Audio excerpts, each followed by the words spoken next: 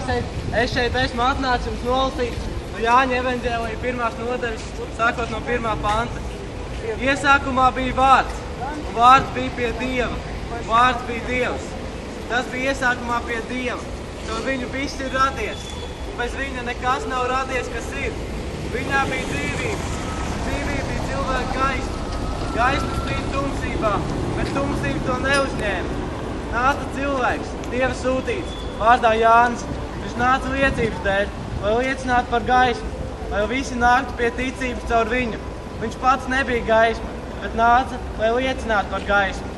Tas bija patiesais gaišums, kas nāca pasaulē, kas apgaismoja ikvienu cilvēku. Viņš bija pasaulē, un pasaules ar viņu radusies, bet pasaule viņu nepazina. Viņš nāca pie savējiem, bet tie viņu neuzņēma. Bet cik viņu uzņēma, tiem viņš deva varu kļūt par Dieva bērniem, tiem, kas tic viņu vārdam, kas nav dzimuši ne no asinīm, ne no miesas iegribas, ne no vīra gribas, bet no Dieva. Un Bārs tapa miesa un mājoja mūsu vidū, un mēs skatījām viņa godību, tādu godību kā Tēva vienpiedzimušā dēla, pilnu žēlstības un patiesības. Jānis liecina par viņu un sauc. Šis ir tas, par ko es sacīju, kas pēc manis nāk, ir mani pārspējis, jo viņš bija pirmāk nekā es. Jo tik ļoti Dievs pasauli mīlēs, ka devis savu vienpiedzimušo dēlu, lai neviens, kas viņam tic, nepazust, bet iegūtu mūžīgo dzīvību. Jo Dievs savu dēlu nav sūtījis pasaulē, lai tas pasauli tiesātu, bet lai pasaule caur viņu taptu glābta.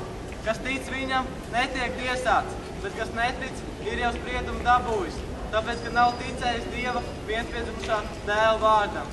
Bet šī ir tā tiesa, ka gaisma ir nākusi pasaulē, bet cilvēkiem tumsība ir bijusi mīļāka par gaismu, tāpēc, ka viņu darbi bija ļauni. Jo ik viens, kas dara ļaunu, ienīst gaismu un nenāk pie gaismas, lai viņu darbi netiktu atklāti. Bet kas dara patiesību, nāk pie gaismas, lai būtu redzami viņu darbi, ka tie Dievā darīti. Bībelē ir teikts tas, ka mēs visi esam grēkojuši pret Dievu. Mēs visi esam bijuši netaisnīgi pret viņu. Kā arī ir rakstīts, ka grēka auga ir nāve, tā ir elle. Un tāpēc, ka Dievs ir taisnīgs, viņam vajag sodīt netaisnību. Taisnība pieprasa, ka tiek sodīta netaisnība. Un mēs visi ejam uz elle, un tā ir patiesība. Mūsu Bībelē teica, ka mūsu sirdsapziņa pasaka to, ka mēs esam vainīgi viņa priekšā, kad mēs pārkāpjam kādu no viņa baušļiem. Jūs esat dzirdējuši, tev nebūs zakt, tev nebūs melot, tev nebūs Dieva vārdu tukšu lietot. Un jā, mēs visi esam vainīgi viņa priekšā. Bet labā ziņa ir tā, ka Dievs sūtīja savu dēlu Jēzu Kristu, kurš bija nodevies par mums, kurš nodzīvoja pilnīgi svētu un perfektu dzīvi un nomira pie krusta, lai mēs varētu iegūt viņā taisnību. Mūsos nav nekā laba, nav nekā taisnīga, bet Jēzu Kristu mēs varam iegūt mūsu taisnību. Bībelē teiks tas, ka viņš nomira pie krusta un augšām cēlās.